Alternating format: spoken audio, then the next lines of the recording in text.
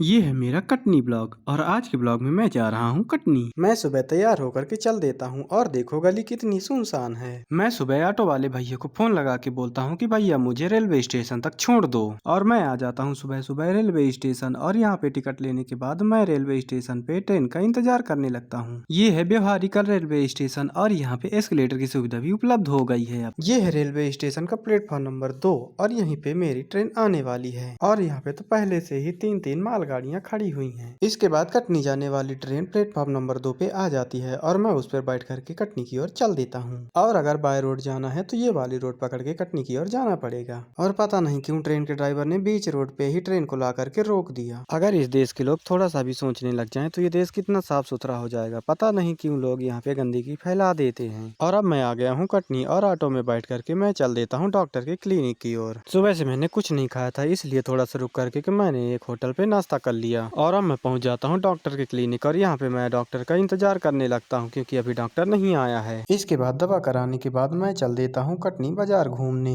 जी हाँ, ये है कटनी का घंटा घर। कटनी बाजार में मैं एक जगह लस्सी पीने के लिए रुक गया था और यहाँ पे ये देखो कितनी सुंदर बात लिखी हुई है। बाजार घूमने के बाद मैं फिर से चल देता हूँ रेलवे स्टेशन की ओर। यहाँ काफी भीड़ है और अब मैं पहुंच जाता हूँ रेलवे स्टेशन और यहाँ पे टिकट लेके मैं ट्रेन का इंतजार करने लगता हूँ लेकिन ट्रेन तो बहुत लेट है। बहुत देर इंतजार करने के बाद वो देखो मेरी ट्रेन आ गई। फाइनली मैं ट्रेन पे चढ़ के चल देता हूँ घर की ओर। Bye bye Katni. एक ट्रेन उसी रूट से निकल रही थी इसलिए ट्रेन वाले भैया ने यहाँ पे फिर से ट्रेन को रोक दिया और ट्रेन पे इतनी भीड़ है कि मुझे तो दरवाजे पे बैठ कर आना पड़ा। पता नहीं क्या बताऊँ। ब्यौहारी पहुँचते पहुँचते तो मुझे रात हो गई थी, लगभग 8 बज रहे थे और फाइनली मैं ब्यौहारी पहुँच जाता हूँ और यहाँ रेलवे स्टेशन से उतरने के बाद मैं चला जाता हूँ ऑटो को ढूंढने। और वाह, ब्यौहारी अब कितना सुंदर बन गया है, देखने में कितना खूबसूरत लग रहा है। और अब मैं ऑटो पे बैठ के ऑटो वाले भैया के चलने का इंतजार करने लगता हूँ और काफी सवारी ढूंढने के बाद ऑटो वाले भैया भी घर की ओर चल देते हैं। फाइनली मैं रात के 9 बजे घर पहुंच जाता हूँ। राधे राधे।